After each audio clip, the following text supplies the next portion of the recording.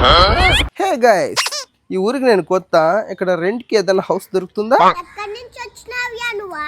ఈ ఊరికే ఎందుకు వచ్చినావు రెంట్ హౌస్ కి? Hey, I am NRI. You know? నీ బొందరా, నీ బొంద.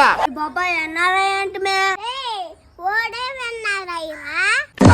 యో ఎన్ఆర్ఐ అంటే ఏం చెప్పా? వాట్ డు యు సే?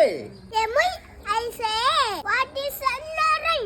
మా తల్లి, నీతో వాదించలేకపోతున్నాను కానీ నాకు ఇల్లు అద్దెకి కావాలమ్మా. ఎక్కడున్నా చెప్పు తల్లి, ఉందా లేదా ఈ ఊర్లో అసలు? బాబా ఎన్ఆర్ఐ అంటే ముస్లిం లో కూర్చోన్నాడా? ఒరే ఎన్ఆర్ఐ అంటే వేరే దేశవాడు అనుకున్నవీని. మనోడే నేషనల్ రైస్ ఇన్వెస్టిగేషన్ ఆఫీసర్. మన దేశంలో భీమ్ అడిగి ఎవడికి పెట్టుకొని తినేవాడు.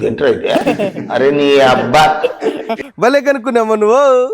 సరేగానా, ఈ ఊర్లో ఎక్కడ దండిగా కూడు దొరుకుతుందో, ఎక్కడ దండిగా బియ్యం దొరుకుతాయో ఆ ఇంటి పక్కన బాడిగిల్లు ఏదన్నా ఉంటే చెప్పమ్మా. చేరతానా.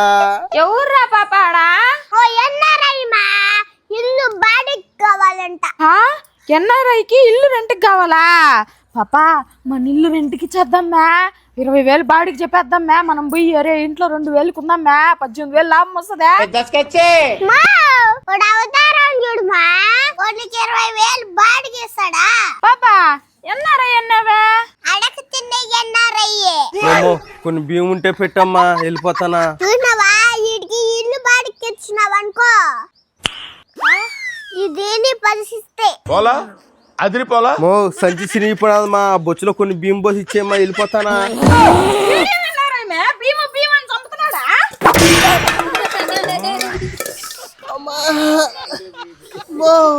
బియ్యం ఉంటే పెట్టుమా.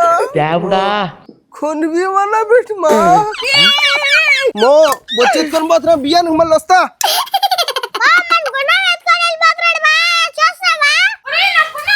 మో బియ్యం పోస్తావా? సంచి నిండా గుణం ఇస్తానా.